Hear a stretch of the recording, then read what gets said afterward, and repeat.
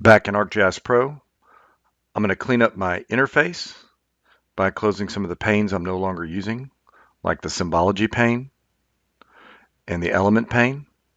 Now our map looks pretty good, but we can improve the presentation with a custom style.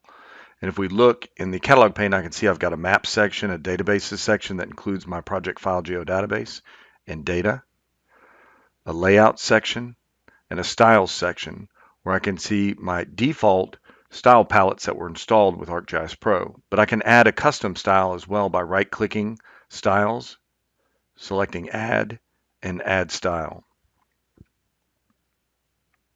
And in the Add a Style File window, I'm going to browse to my project folder in Modeling Neverland, source data folders, and I'll find my custom style for this project, the neverland.style file. And I'm going to select it and click OK. And that is installed now in my ArcGIS Pro project. And if I right-click it and select Manage Style, it'll open up this custom style file in the catalog view where I can view the different aspects of the style. So over on the right there under Style Classes, for point symbols, I can click on the blue arrow and I can see the 4 custom point symbols for this project. I'm going to click up and then view the custom line symbols, which we're going to use to represent the character paths in our game. Click up again. Look at the polygon symbols that we'll be using to represent our land cover for our island, but also our background, which is going to be water. All right, so go ahead and close the catalog view.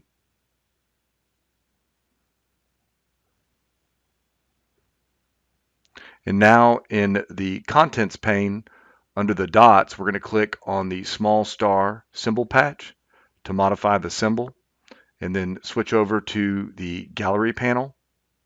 And there you can see our custom installed symbols. And I'm going to click on the small splat, and that's going to update the small star as a small splat. Now I'm going to click on the large star and click on large splat in the gallery, and just repeat this process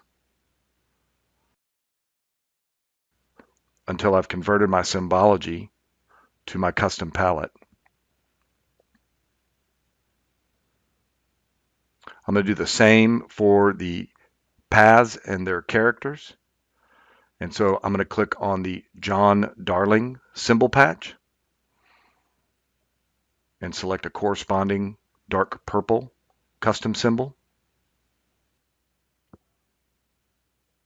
Now I want you to go ahead and apply the custom symbols for the remaining characters in the paths feature layer and the land cover in the islands feature layer.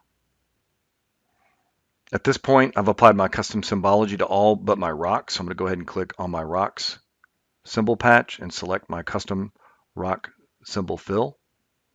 Now I've applied my custom symbology to my islands polygon features, my paths line features, and my dots point features. I'm going to go ahead and improve my map a little bit more by selecting the islands feature layer in the contents pane, and on the context sensitive feature layer ribbon under effects, setting my transparency to 40%. This is going to allow me to see through the islands to an underlying hillshade that we're going to add to our map. But first, before we do that, we want to remove our base map. So in the contents pane, I'm going to scroll down to the bottom and select my world topographic map and world hillshade. Go ahead and right click them and remove those base maps.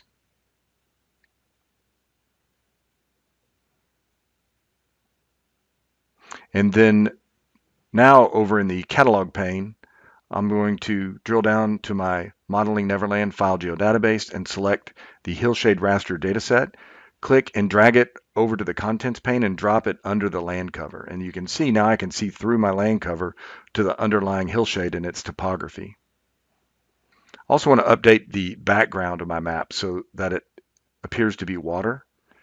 And if I select the map frame in the contents pane and go to the context sensitive map frame ribbon, over in the current selection on the left there, if I click the drop down, you can see I can set the properties, but not for the background. That's because I need to change a setting in the properties before I can do that. So I'm going to right click on the map frame and the contents and go to properties. And that opens the element map frame properties, and under the options panel, under the map frame group, I'm going to uncheck use map background color for the map view so I can assign it for the map frame. And now in the map frame ribbon under current selection, if I click the drop down, I can select background. And then in the background group, in the gallery, you can see my simple fills, but if I go all the way down and click on more, I can see my custom fills as well. I'm going to select water and then click OK to apply it to my map frame. It looks really great. I've got my water and my islands, paths and dots, all with their custom symbology. Let me close a couple of the panes. Now I can navigate my layout. If I go over to the layout ribbon, and in the navigate group, you can see I can click on the navigate button, and now I can pan around my map. I can zoom in and zoom out and explore my custom symbology and how it looks in my map, including my fills, right, my line symbology, and my dots. Looks great. Now to zoom back to the extent for my entire layout, I'm going to click on the full extent button on the layout ribbon. I'm going to go ahead and save my ArcGIS Pro project.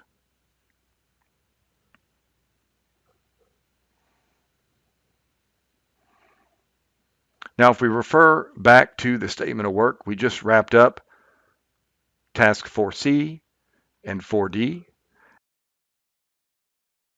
And if we go to the bottom of 4D Revised Map Symbology, there's a link to our gallery of styles. I'm going to go ahead and click on it, and you can explore other custom palettes for ArcGIS Pro that you could apply to your Modeling Neverland map. So there's Firefly, Imhoff, Lego, and if you like a certain style, you can click on the thumbnail, and then in the little item page, click on View Details, and that will bring up the item page for that symbology, and you can see the different symbology and how it looks applied in ArcGIS Pro. And then if you like it, go ahead and click on the download button, and then you're going to download it, in this case, to our Modeling Neverland project folder that's in our course folder under projects, Modeling Neverland. I'm going to drill all the way down into my source data folders. There's my Neverland custom style. And so I could add my Lego map style directly to this folder and then use the same workflow to apply it to my project. I'm going to cancel this because I don't want to use that custom style for this and close my browser. And if I scroll the statement of work all the way to the end, to figures 33 and 34, I can see in figure 33 what it'll look like if I follow the statement of work to complete my layout. But in figure 34, you can see what it looks like if I apply a custom symbol palette in ArcGIS Pro. So I'd encourage you to experiment with the software, maybe use some custom symbology and make the map your own.